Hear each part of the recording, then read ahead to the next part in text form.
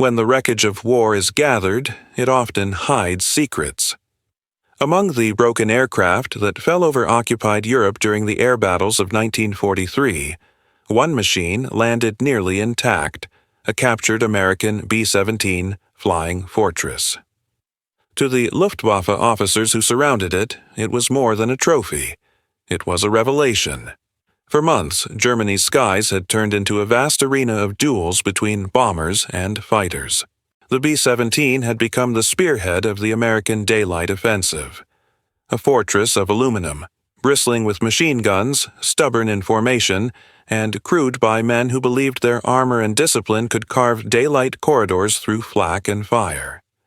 The Luftwaffe pilots who faced them had begun to hate and respect the sound of those engines, the deep growl of 4 Wright cyclones beating against wind and fear.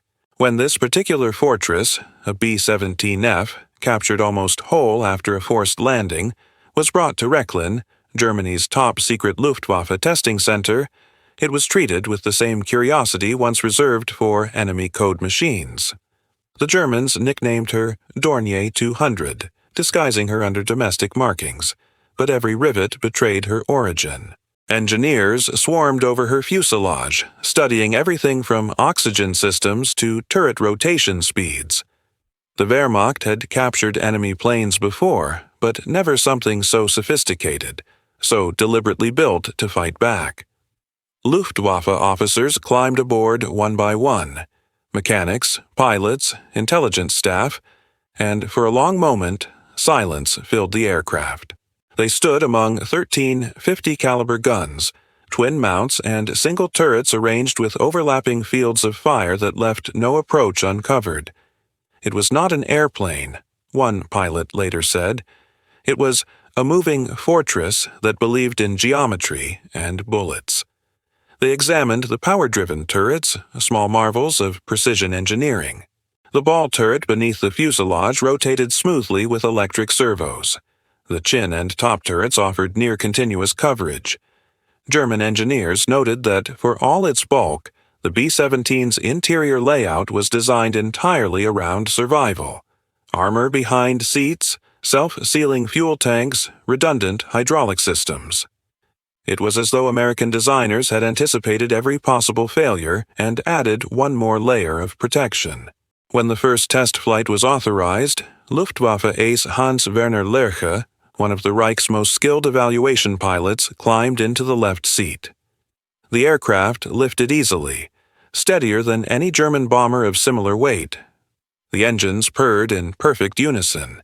Lerche performed gentle turns, climbs, and dives, feeling how the flying fortress responded. Not nimble, but obedient, forgiving, immensely stable. He later wrote that it was like flying a solid building through the air. At altitude, he engaged the autopilot, a device more advanced than most Luftwaffe aircraft carried even in 1944. The system held altitude and course with uncanny accuracy. The Germans began to understand how American bomber crews could fly such tight box formations across hundreds of kilometers. The machine itself cooperated. It was an insight both technical and philosophical. Germany had built fast, aggressive fighters that demanded mastery. The Americans had built aircraft that multiplied the skill of ordinary men through machinery. Over the next weeks, test flights continued. Gunners from the Luftwaffe's experimental staff simulated attack runs using captured or remarked fighters, noting how difficult it was to find a blind spot. Even at shallow dive angles or head-on approaches, the fortress could bring at least 1 or 2 guns to bear. The interlocking arcs of tracer fire made frontal assaults nearly suicidal. Reports filtered up the chain of command describing the plane as formidable, rationally built for defense, and, most importantly, mass-produced to a standard Germany cannot match. The captured fortress was more than metal. It was evidence of an industrial philosophy alien to the Reich. Every panel fit another, every component was replaceable, every system designed for assembly by unskilled workers following instructions. Germany's aircraft industry, still reliant on handcraft and precision labor, could not compete. The Luftwaffe's engineers realized that what the Americans lacked in finesse, they compensated for with sheer volume and repeatability. It was a different kind of warfare, engineering as democracy. When German officers gathered for debriefings, their tone was a mix of awe and despair. The B-17 was not beautiful like a Messerschmitt or a Dornier. It was methodical. But method, they understood now, could win wars. One officer remarked, "If we had 10 factories that could build machines like this, the air war might have ended differently." Another observed, half in admiration, half in resignation, that the flying fortress represented a moral difference as much as a technological one. It was built to protect men, not sacrifice them. Each inspection flight deepened that impression. The more they understood the fortress, the more they glimpsed the scale of the nation that produced it, a country that could pour aluminum and logic into the sky faster than Germany could shoot it down. By early 1944, Luftwaffe intelligence had turned the captured B-17 into a tool of instruction. Fighter schools studied its weak points, distributing manuals marked Geheim. Pilots were told to attack from below or above, never from the front, and to target engines in pairs. But by then, the knowledge mattered less than the numbers. The Americans were sending 1,000 bombers at a time. The Luftwaffe no longer had 1,000 fighters left to meet them. The German test pilots flew the captured fortress until fuel and spare parts ran out. Eventually, it sat idle, a silver giant surrounded by the crumbling infrastructure of an air force that had once ruled the continent. When Allied troops advanced into Germany, they found the aircraft abandoned on a remote airfield, weather-stained, stripped, but still standing proudly on its landing gear, as if waiting for orders that would never come. The men who had flown it left behind reports written with a mixture of technical precision and human humility. One line in particular survived the war, copied quietly by Allied intelligence officers who translated the files after 1945. "We had never encountered defensive firepower like it. To attack such a machine directly is to invite death. The flying fortress is not an aircraft. It is a concept." The intelligence reports from Rechlin reached Berlin with an air of reluctant admiration. The analysts who read them knew the implications, not only for tactics but for Germany's entire industrial war plan. The United States had created a bomber so robust that even in enemy hands it demanded respect, and so standardized that it could be built faster than the Luftwaffe could destroy it. The captured B-17 had become an unintended ambassador of American engineering philosophy. Inside Germany's Air Ministry, debates flared. Some officers insisted that technology could close the gap. Heavier cannons, new jet interceptors, guided rockets. But others, the veterans of daily combat, understood what the reports implied. No weapon could counter an enemy capable of replacing losses by the hundreds every week. The B-17 was not just a machine. It was a symptom of an entire system that worked. Meanwhile, Luftwaffe engineers continued their evaluation flights. They studied gun harmonization, armor distribution, and defensive arcs. What astonished them most was the coordination of the crew. Even with German personnel aboard, the fortress required multiple operators working as one: pilot, co-pilot, navigator, bombardier, engineer, gunners, radio operator. It was the very embodiment of teamwork, a culture that Germany's increasingly fragmented air force could no longer sustain.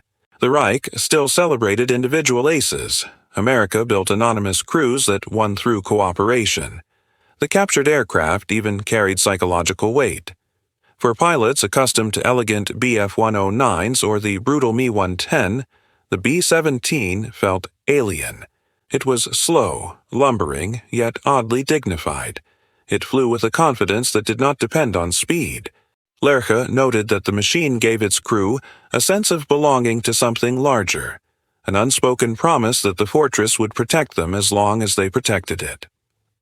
That sentiment, rare in the Luftwaffe's high-casualty environment, revealed the human side of industrial warfare, trust in the machine as a substitute for faith in command.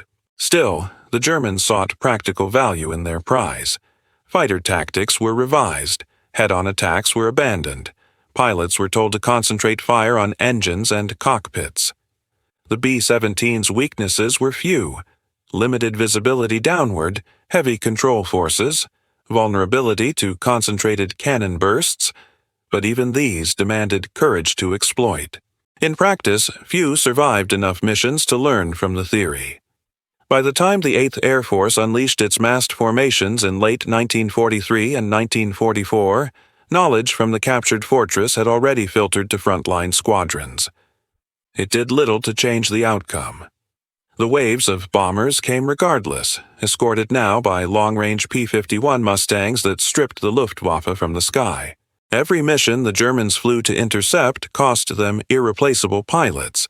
The air war's balance was collapsing, not through lack of skill, but through arithmetic. At Rechlin, engineers began to cannibalize the captured B-17 for parts. Its electrical systems were studied for power distribution efficiency, its oxygen regulators for high-altitude consistency. Even its cockpit ergonomics drew comment. One memo observed that American aircraft appeared to be designed with the operator in mind, not the inspector. That small phrase captured the widening cultural divide.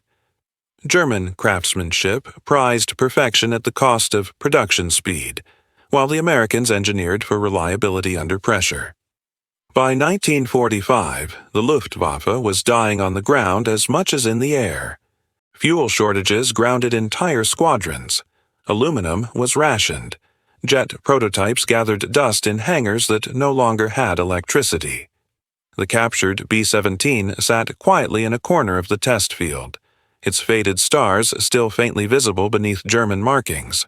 Some said it had become a monument to the lost dream of air superiority, the moment when Germany realized that the war in the skies was no longer winnable. When Allied troops overran Rechlin that spring, they found the wreck of the fortress where the engineers had left it, engines seized, tires deflated, but fuselage intact. American intelligence teams, astonished, recognized their own creation under the Black Cross. They photographed it, documented every modification, and smiled at the irony. Even in death, the fortress had done its duty. It had taught its enemies respect. After the war, fragments of those German reports surfaced in Allied archives. Analysts translated them line by line. The tone was almost reverent. One passage read, "The flying fortress is not an airplane to be judged by our standards. It is a weapon of persistence. Its strength lies in the unity of many, not the brilliance of one." For the Luftwaffe veterans who survived, that judgment endured long after the shooting stopped. Some admitted that the B-17 had forced them to rethink everything they knew about aerial combat. It was not faster or more agile, but it was relentless, a collective expression of industrial willpower. Against such a machine, courage alone was never enough. In the decades that followed, aviation historians would look back on the episode of the captured fortress as one of the quiet turning points of the air war.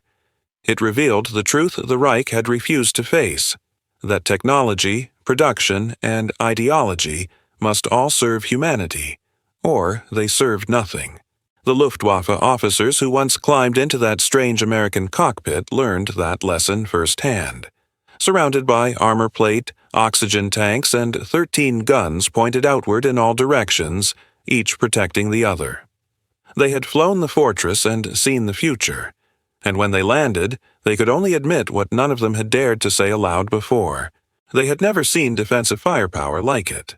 In the years that followed, the story of that captured flying fortress slipped into the gray corners of memory, overshadowed by the jets, the rockets, and the ruins. Yet for those who had touched its controls, the experience remained vivid. It was more than a technical encounter. It was a confrontation with a truth the Reich had long denied. Among the test pilots and engineers who had flown her, conversations persisted long after the war ended.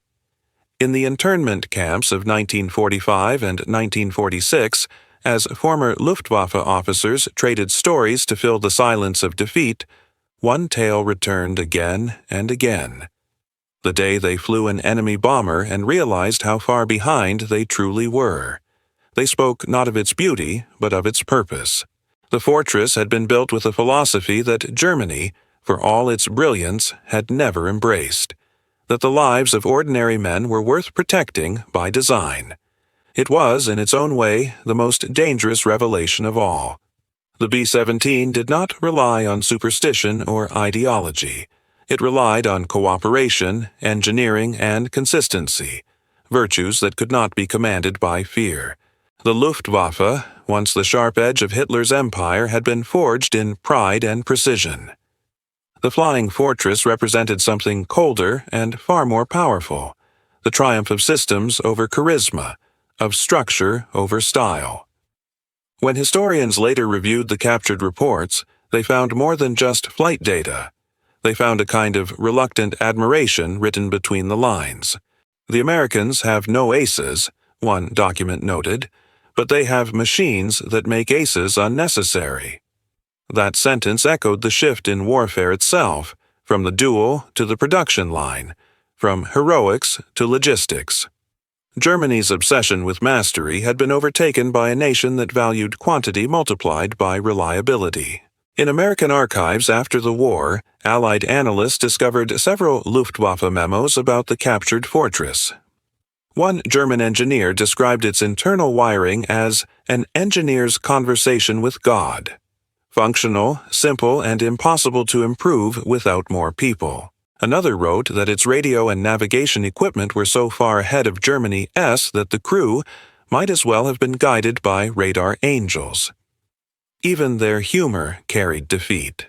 The Americans, reading those words, recognized something extraordinary. A grudging acknowledgement of parity turned into respect. In war, such respect rarely survives. But here it did, preserved in ink and memory, in the tone of men who had looked across the technological divide and found something worth admiring. As Germany collapsed, fragments of that very aircraft were rediscovered in 1945 by Allied occupation forces. The shell was still upright on its landing gear, its wings marked by overlapping layers of insignia. The American star half painted over by a black cross, both symbols bleeding through each other in the rain.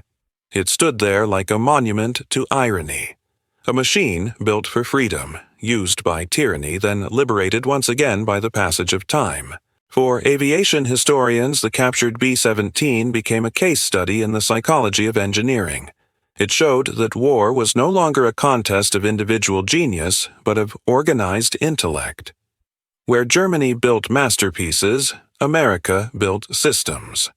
Where the Luftwaffe trained warriors, the Allies trained teams. The fortress embodied that philosophy in every rivet. A weapon not of revenge, but of endurance. And it endured. After the war, the design philosophy of the B-17 lived on in civil aviation and modern bombers. Its structure influenced aircraft for decades. Redundancy in hydraulics, self-sealing fuel systems, modular assembly lines. The lessons learned at Rechlin shaped not only German understanding, but the post-war jet programs that emerged under Allied supervision. Even those who once fought against it could not ignore the practicality of its logic. But perhaps the most lasting effect was human, not mechanical. Many Luftwaffe engineers and pilots later admitted that the experience of studying the fortress had humbled them. Some would go on to work in the new West German Air Force, training under NATO in the 1950s.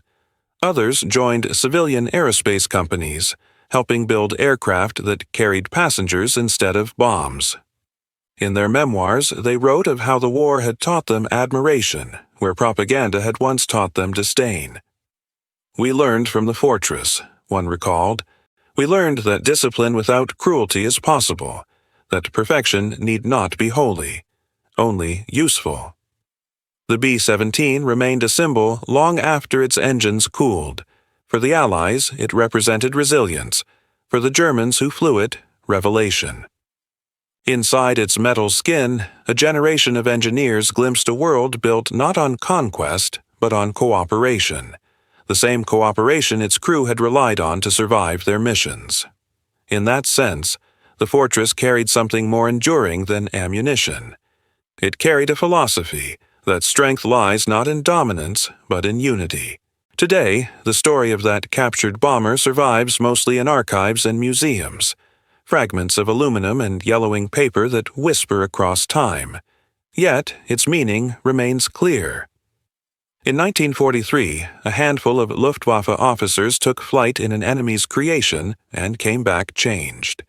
They had measured the power of their opponent not in fire, but in design, and when they landed, they did not speak of victory or defeat, only of astonishment. They had seen a weapon that turned defense into art. They had witnessed engineering used as empathy, to keep men alive rather than throw them away. And for the rest of their lives they would carry that quiet revelation like a scar made of understanding. The reports would end with a final line, short and unadorned as though the writer had finally surrendered to clarity. The flying fortress is not to be feared for what it destroys, but for what it preserves.